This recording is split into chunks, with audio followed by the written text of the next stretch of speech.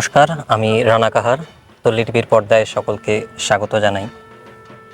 শরতের আগমন, চারদিকে ঢাকের শব্দ, প্রকৃতিতে বেড়ে ওঠা কাশফুল, শিউলির ঘ্রাণ জানান দিচ্ছে যে দেবী দুর্গা আমাদের মধ্যে চলে এসেছেন। তো তল্লী টিভির পর্দায় আপনাদেরকে শুভ শারদীয়ার আন্তরিক ও প্রীতি শুভেচ্ছা জানাই। আমার সঙ্গে রয়েছেন বিশিষ্ট শিক্ষক এবং বিশিষ্ট সমাজকর্মী শ্রদ্ধেয় ফণীভূষণ সাহা মহাশয়। স্যারকে আমি কিছু প্রশ্ন জিজ্ঞেস করে নেব। স্যার, এই যে দুর্গাপুজো নিয়ে এত মাতামাতি, সারা বাংলা দুর্গোৎসবে মেতে উঠেছে, আপনার ছোটোবেলার দুর্গাপুজো কীরকম কেটেছে? নমস্কার, শারদীয়ার শুভেচ্ছা জানাচ্ছি। প্রশ্ন খুব কঠিন, কিন্তু উত্তর তো দিতেই হবে। মাতামাতিটা থাকবে, কারণ আমরা মাতামাতি করতে পছন্দ করি। আর ছোটোবেলায় দুর্গাপুজো খুব সহজ এবং সরলভাবে কেটেছে, মানে এতটা উন্মাদনা বিলাসিতা আমরা দেখিনি ছোটোবেলাতে। খুব এলাকাভিত্তিক পুজো হতো, একটা বড় এলাকা মিলে একটা পুজো, সেখানে আমরা সবাই যেতাম, বন্ধুবান্ধব, বিশেষ করে বন্ধুরা, মানে একসাথে থাকা প্রিয় বন্ধুর সাথে প্যান্ডেলে যাওয়া। আর আমাদের পুজোটা ঠিক সকালবেলার দিকে বেশি আনন্দ হতো, মানে যে আমরা যেহেতু গ্রামে মানুষ হয়েছি, তো সকালবেলা উঠা, বন্ধুর সাথে ঘুরতে বেড়ানো, কারণ ছুটির দিন থাকতো এগুলো। তো এই বিষয়গুলো ছিল তখন আমার লাইফে, এবং খুব আনন্দ পেয়েছি, ভালোও লাগতো ছোটোবেলাটাকে। এখন শৈশবটাকে খুব মনে করি, কষ্ট পাই যে এখন যে আমাদের ছাত্রছাত্রীদের মধ্যে সেই শৈশবটাকে আর দেখতে পাচ্ছি না, কারণ তখন এতটা ডিজিটাল রেভলিউশন হয়নি, কারণ এতটা মোবাইল, ইন্টারনেট, এইভাবে যন্ত্র আমাদেরকে মানে আক্রমণ করতে পারেনি তখনও আমাদেরকে ঠিকঠাকভাবে। ওই জন্য শৈশবটা খুব ভালো কেটেছে, এবং তুলনামূলক কম বিলাসিতার দুর্গাপুজোতে আমরা অভ্যস্ত ছিলাম। হ্যাঁ, আমরা যখন ছোট ছিলাম তখন তো আমাদের এক্সপেকটেশন অনেকটা ছোট ছোট ছিল, ঠিক আছে? ছোট ছোট জিনিসে আমরা আনন্দিত হতাম, ঠিক আছে? তো বড় হওয়ার পাশাপাশি আমাদের মধ্যে চাহিদাটা বেড়ে যাচ্ছে। তো সেই শৈশবের ছোট ছোট জিনিসগুলো নিয়ে আমরা যতটা আনন্দিত হতাম, আজকে এই সময় দাঁড়িয়ে কি মনে হচ্ছে, আনন্দটা কিছুটা কমেছে? হ্যাঁ, অবশ্যই। মানে তখন আনন্দের বিষয়টা ছিল খুব কল্পনাপ্রবণ। মা দুর্গাকে অন্যভাবে দেখতাম, মানে মনে হতো যে মা দুর্গা আসবেন, আমার সমস্ত সমস্যা সমাধান করে দেবে, এবং বিশ্বাসও ছিল। অনেক সময় কাকতালীয়ভাবে মা দুর্গাকে স্মরণ করেছি, এবং সেই সমস্যা থেকে উদ্ধারও হয়ে গেছি। হয়তো মানে উনি আশীর্বাদ করেছেন, বা যেহেতু বিশ্বাস করি কাজটাতে ওই সমস্যা থেকে সমাধান হয়েছি। কিন্তু যত বড় হচ্ছি তখন দেখতে পাচ্ছি যে মা দুর্গা মনে হয় না আমাদের মাঝে স্বয়ং আসেন।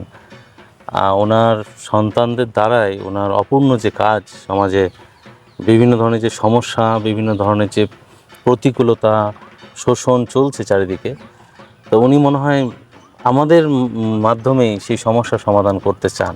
এইভাবে এখন দুর্গাপুজোকে দেখি। আর ওই সেই কল্পনার দৃষ্টিতে দুর্গাপুজো নেই এখন। যত বড় হচ্ছি, বাস্তবকে জানছি, তত মনে হচ্ছে যে না, দেবী দুর্গা শক্তির প্রতীক, এবং শক্তিকে পুজো করে আমরা শক্তি অর্জন করব নিজেরা, এবং সৎ শক্তি, মানে দুটো শক্তি হয়, একটা অসৎ, একটা সৎ, সেই সৎ শক্তির পার্বণ হোক দুর্গাপুজো, এইভাবেই ভাবি।